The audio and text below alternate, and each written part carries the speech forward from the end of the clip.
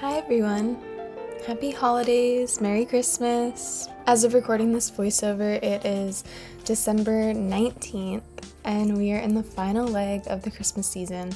So I thought I would share with you all a little bit of my holiday cheer and preparations. I was so inspired this year by the way my mom had set up the decorations in our house. This little hallway area of our space is quite small, so before she totally revamped it, it was feeling really cramped, and honestly, it was a stressful space for everyone to be in. You know when things feel messy in a small space, and you just start to feel like the walls are closing in on you? Exactly that. Not to mention that this autumn and winter has been especially dark and foggy here. And I'll be honest, my schedule is so nocturnal that once daylight savings time hits, I really only get a few hours of sunshine. Well, overcast daytime lately. All that to say, the Christmas lights have been keeping my spirits high. And I mean, come on, look at how warm and lively this tree is. The whole space being redecorated has made me so excited to open my bedroom door and see all the twinkles and glitters and shimmers. I've always felt like twinkling lights are like magic for our human/monkey brains. It's one of those things in life that always leaves me in awe. The definition of awe is the feeling of being in the presence of something vast that transcends your understanding of the world. Although, when I sit with that, I'm not quite sure that's all there is to awe. I definitely feel it when I see a big beautiful landscape, or a sunset, or a magnificent sequoia tree, which I actually did get to see this year, and my god, is that amazing. But there is also awe for the small beauties of the world. I mean, I know how electricity and plugging in a string of lights works. I know that glass ornaments shine and reflect when there's a light source to bounce. I know that tinsel and ribbon and fabric are just that, small bits of color and texture.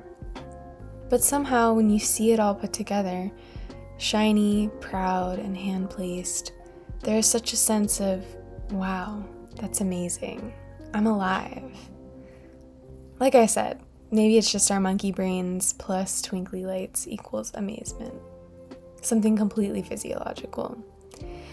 I don't feel a vastness, but a feeling of presence, gratitude, and wonder for this small beauty.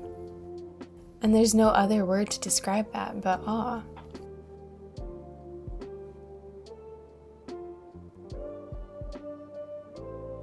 I think that this feeling is something that's so important to cultivate right now in our world of disconnection, loneliness, doom scrolling. Awe is just another word for gratitude. As someone who tries to practice yoga every day, shout out Yoga with Adrienne, you're my queen.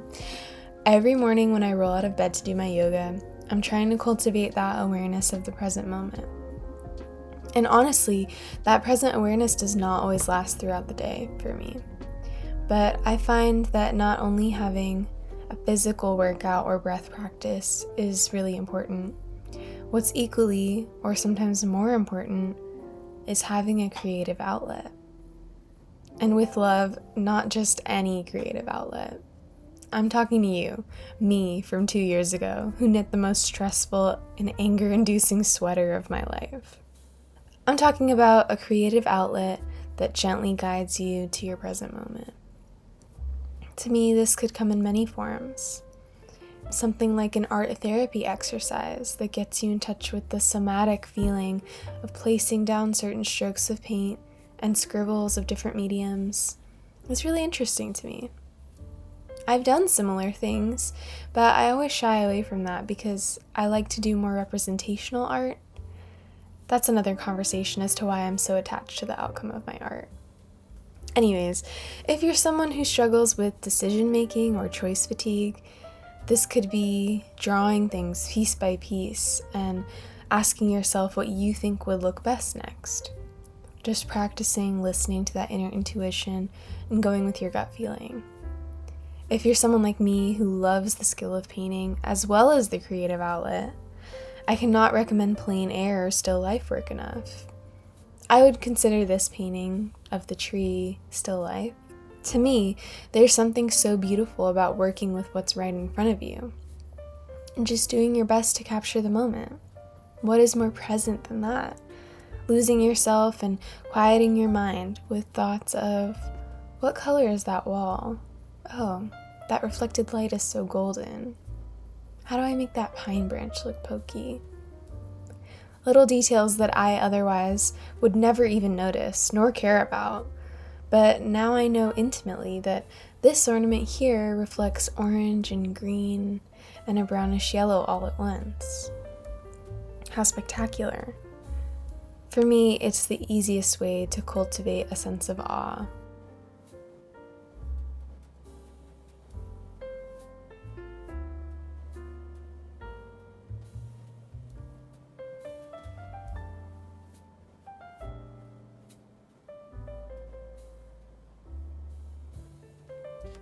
Here's an Instagram caption I actually wrote 3 years ago about the gift of presence and creativity.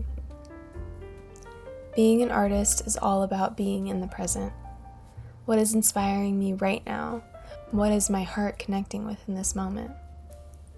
What looks good on the canvas right now, and now, and now, and now? It even brings you honest sight. What I'm looking at isn't a tree, but a collection of texture and shapes and values, highlights and shadows. It's learning to release your preconceived notions of what things are and seeing instead the reality in front of you in this moment. How the light falls on the face of someone you love, how the glow of the room shines on each object around you.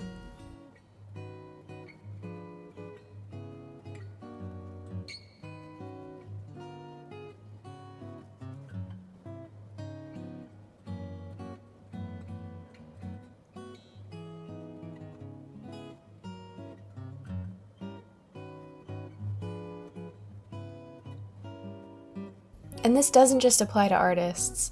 I think all of us can work to build a creative practice, even if you don't claim the name artist. Because being creative is not exclusive. It's human and it's intrinsic.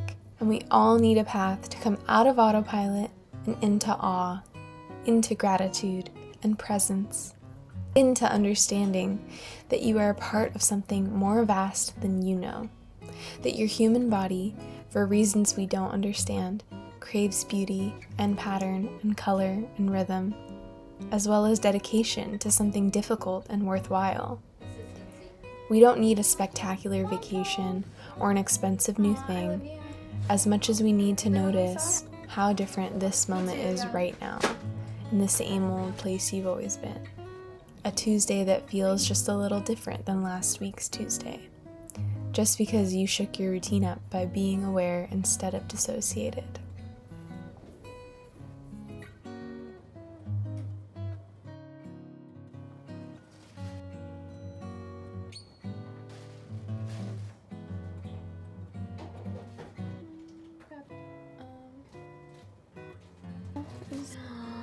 So pretty. Oh, really? Oh, wow. I did not expect that. Struggling with like the sparkly side. There's no defined edge. I very much blended in with the curtain.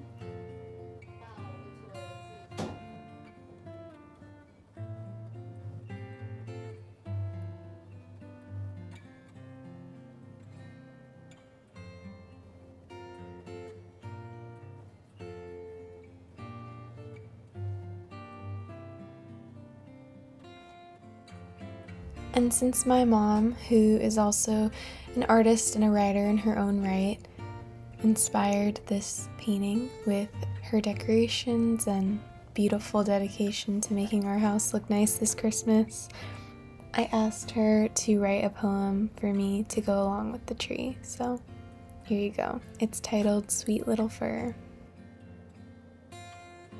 Far and away from the forest you sit.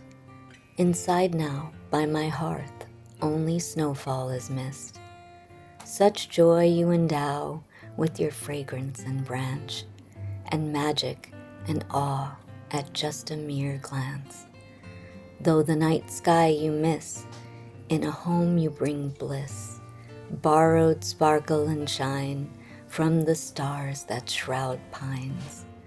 Your glow fills our soul with virtues extolled, of hope and of spirit from times long ago. To just be in your presence is a meaningful thing, the warmth and wonder of you, Christmas tree.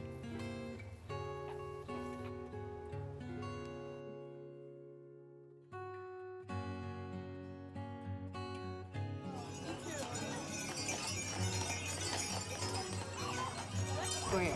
Look at the Santa's Christmas trees over there. It's so cute. You got a good one.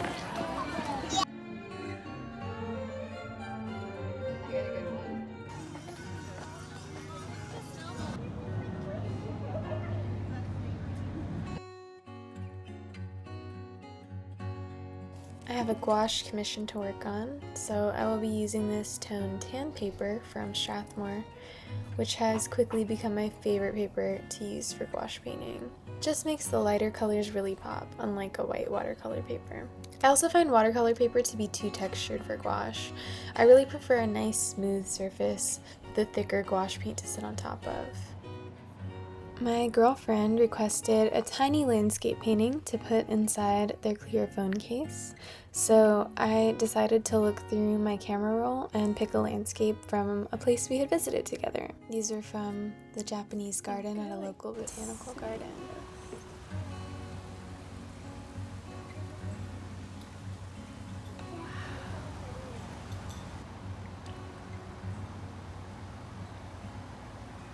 These might not look clean, but they are, I promise.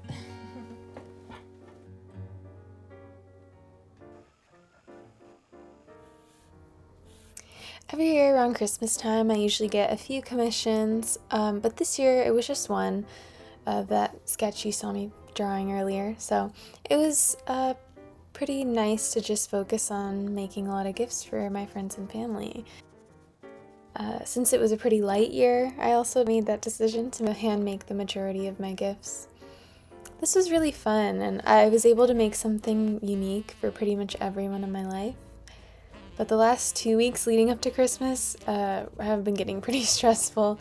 I think I managed my time wrong or something, but I started making all my gifts on November 1st. And I was really starting to panic the week before Christmas because I forgot that I would have to mail so many of the gifts out. So I had a week less than I thought to make everything and wrap it. I really want to share with you what I wound up making for each person, but as I'll be releasing this video before Christmas, I really don't want to spoil anyone's gifts. But I'll show a few things in this portion of the video, this tiny painting being one of them. As you can see here, I'm just using a tiny little round brush to paint every little detail, kind of just going back and forth between the foreground and the background, painting over things and redoing them. Painting this was super cool because I don't know if I've ever done a landscape this tiny. I think it was 2 inches by 3.5 inches. This size is really good for simplifying and adding only the most important details. I kept pretty much the whole background in just different shades of green. The water reflections, I wound up painting all kinds of pastel colors. Light pink and light yellow and light blue, and a little bit of gray there too. I like to do that when there's a lot of white tones close together to keep a slight contrast. And that final layer of white just to get that full highlight effect.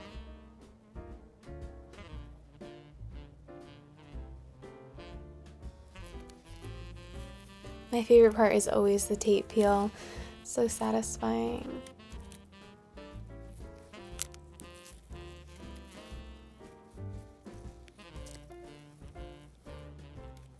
And here's the tiny painting with the full-sized reference.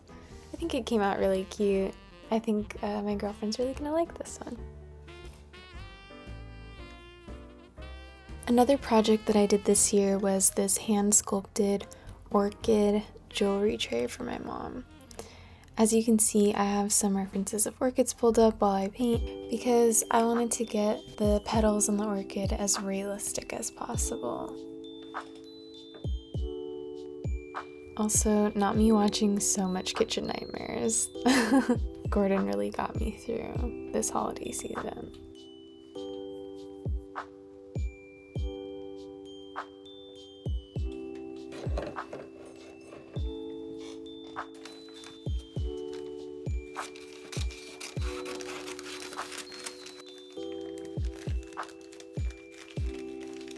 I really hope you guys have a beautiful winter break, Christmas season, and Happy New Year. Please tell me what your goals are for the new year down in the comments. I'd really love to hear about it because I'm just now starting to think about my intentions for the new year, 2026. Can you believe it? And one of them is to have a thriving YouTube channel. So just know that I will be painting and editing so much more in 2026. It really meant a lot to me to have so many viewers and subscribers from my first video. And so I hope you guys will stick around and stay tuned for all the videos that I have upcoming. To sign off, I'm just gonna leave you with this gift wrapping time lapse. Happy holidays! Okay, see you soon. Bye!